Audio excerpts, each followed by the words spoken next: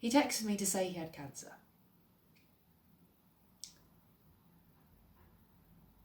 And I didn't know what to do.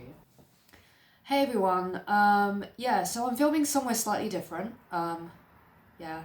because I didn't want it to be the same as where I normally film my reaction videos, because this is different from my reaction videos, and hopefully in the future I'll be able to do more like personal stuff. But we're coming to the end of a decade, a crazy decade, and I wasn't sure whether to title this video about like the whole decade or just this year, but this year's been so mental that I feel like it makes more sense to title this video being about 2019. Yeah, there's been a lot. There's been a lot that I don't show you, because I'm trying to do the whole, I'm very careful about what I put out on the internet because I'm very aware everything is very public. But I think maybe the best way to start this is really to talk about kind of what brought me to this point of the decade. I mean, this decade has been wild because when I think of 2010, I was still a child. I was still in school. And this decade has just brought so many things. I've changed jobs. I will work a full-time job as well as being a YouTuber, which means I've got to be even more careful about what I put out on here. I went to university, I graduated, I've got like 1.5 degrees. I fell in love. I've had so many different types of friendships, people who I've left and people who've left me, but then I've gained so much, gained so much and lost so much. So this decade's just been crazy. And then I made this channel. When this channel started, I had 22 subscribers. 22 subscribers. And now over 6,000. So I know in the grand scheme of things, YouTube land and all that, it's not a lot, but for me it means the world. I mean, Jackie Ivanka knows who I am, which is weird, and she's not the only one. There's other like previous singers as well who are so thankful that I've reacted to them. And it's been wild. It's been weird to actually, although obviously as many people know, reacting is definitely not like, it's definitely the bottom of the pile in terms of YouTube, in terms of earning money. That I can actually earn money from YouTube is weird as well, because I mean, when I used to have previous YouTube channels and monetization wasn't a thing, and now it is, so that's weird. It's weird, this whole weird thing. And then we come to this year, which is really, has been kind of terrible. Kind of terrible. You may have noticed I've been taking lots of mental health breaks. And I think it's because now I've become a bit more aware of what my limits are, and it sucks when I can't post stuff. Like, I want to, but I get in my head and I can't do something when I'm not in the right headspace and produce something that I like. I cannot film when I'm not in the right mental headspace at all. And yeah, it's been crazy. I mean, some of you know, so I feel like now's the time I need to be a bit more honest and open about what's really been going on, why I haven't been posting as much. Some of you know because I updated you guys about the fact that my auntie passed away in the summer this year. She had been battling lung cancer for 2.5 years.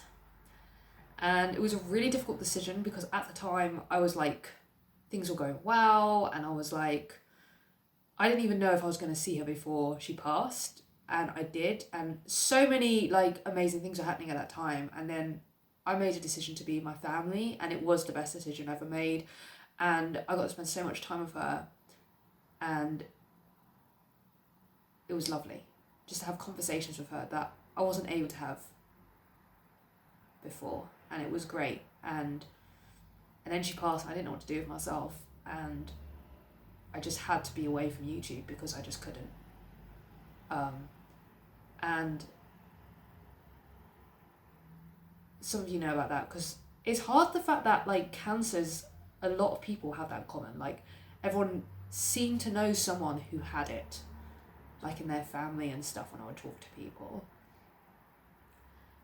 And the thing I haven't really talked about on YouTube at all is the fact that, as some of you who follow me on Instagram know, I post pictures of me and my boyfriend quite a lot. When I landed in Australia to go visit my auntie, he texted me and said,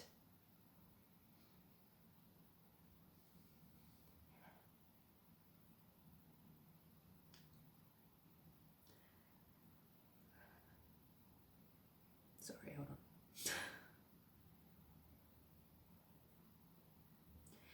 He texted me to say he had cancer.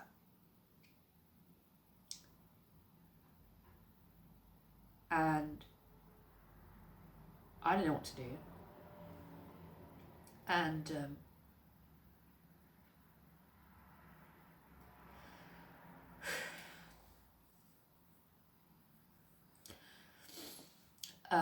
we were meant to be going to New York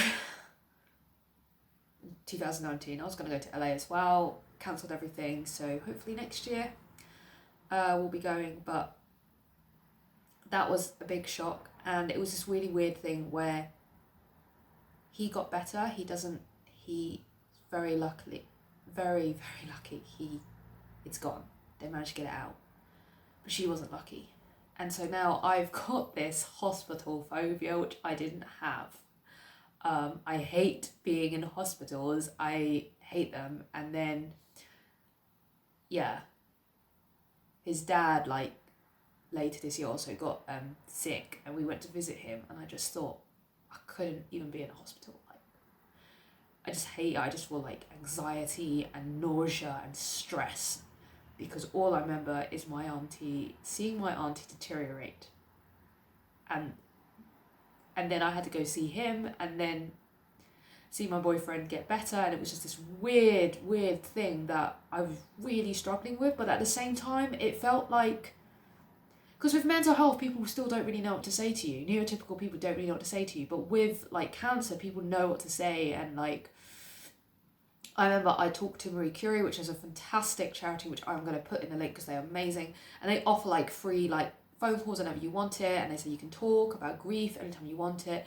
And I thought this is amazing. But then I thought, why can't I do that with therapy? And the other thing that I haven't really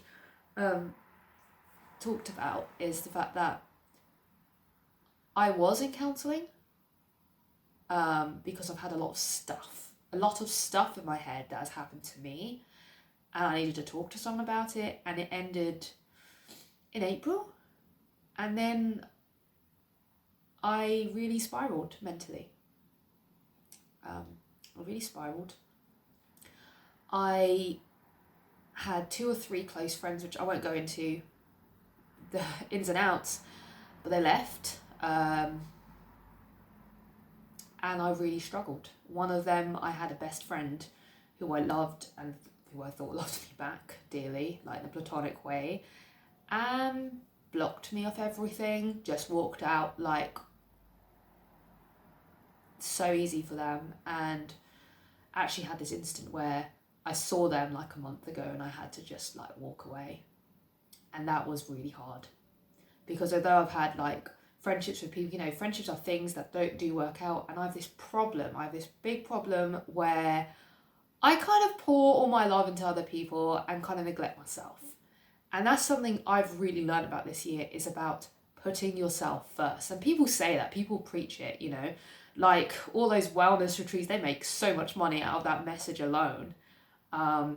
There was actually like this really good relationship coach, which I saw, and I was thinking, he was doing his whole 30-day course on loving yourself, $197. He's marketing it, and people are buying into it because people are so desperate to love themselves and to find meaning. And I am that person who's desperate to love myself and find meaning. But really, you do not need to spend $197 on a 30-day course. It's about putting yourself first and knowing what you want and need, and I found journaling such a therapeutic thing. I went for a bit where I had like a love-hate relationship with journaling, but now I'm like actually journaling my thoughts, all the stuff that's going on, dealing with grief, dealing with everything. And I have an amazing life coach at the moment, and she said, like, one of my things was that people weren't putting me first, and she was like, well, she gave me some amazing advice where she said, if you put yourself first, people will naturally be attracted to it, because people are naturally attracted to positive energy, and someone who's got their life together. No one really has their life together. I'm just going to say this now. Nobody really has their life together. But when you kind of have your life a little bit together, people like that. And I realised she was right. Because once I stopped worrying and being anxious about, oh my God, people aren't like texting me, people aren't organising to meet up with me, people just did. It just flowed naturally, because people were like, hey, I haven't heard from you in a while, let's meet up. And it's just this whole thing. And I think like any lesson this year has been so painful, any lesson this year has taught me that I can impart to you guys as well, is that really just love yourself and treat yourself. And it doesn't matter, you don't even have to do like retail therapy. It can be, face masks and bath bombs and all of that stuff, but it doesn't have to be.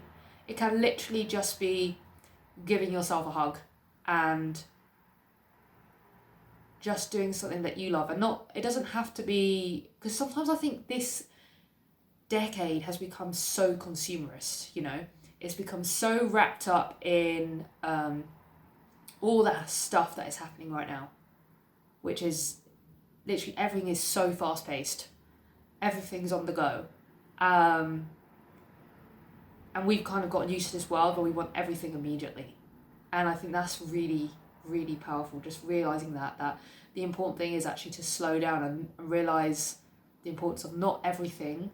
You can't always get everything you want, but in a weird way you can, but just have like a kind of a different goal to it. And that's the one thing I've learned this year. And this is a lot of stuff which this is stuff I've kind of kept from you guys, because my channel's been so positive, but in actuality I am quite a negative human being. And I think a lot of us are, because our brains are attuned to negative bias. You could have someone compliment you, say 10 compliments but one negative thing, and you will concentrate on the negative thing, and you're all you think about. And yeah, and about the future of this channel, I kind of want to do more like, I will definitely still be doing reaction videos, but I want to do more like personal videos. I might bring in some people that I love into the video. Some of my friends and my boyfriend do know about this channel, but I'll see if I can convince any of them to join me on this channel as well.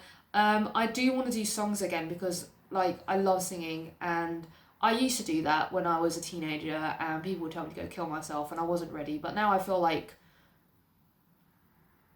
I just, like for me, at that time I took it really, really tough, and now I'm like, these people don't even know me, so why would it matter? So, but I want to kind of share other parts of me, not just the reaction. And I want to do more live streams and actually like not delete them, because it's what I do live streams and I delete them and then you guys don't see it at all. And so I want to do more of that and just bring more things to this channel in 2020. And yeah, and all I wish you is literally hope you have an amazing New Year's. Hope you've had an amazing decade. And even if you haven't, just all the love, all the hugs, all the support to you guys. And thank you, a big thank you for everything you've done. For your support has been wonderful. And thank you. And yeah, and hope you all have an amazing New Year. And I will see you in 2020.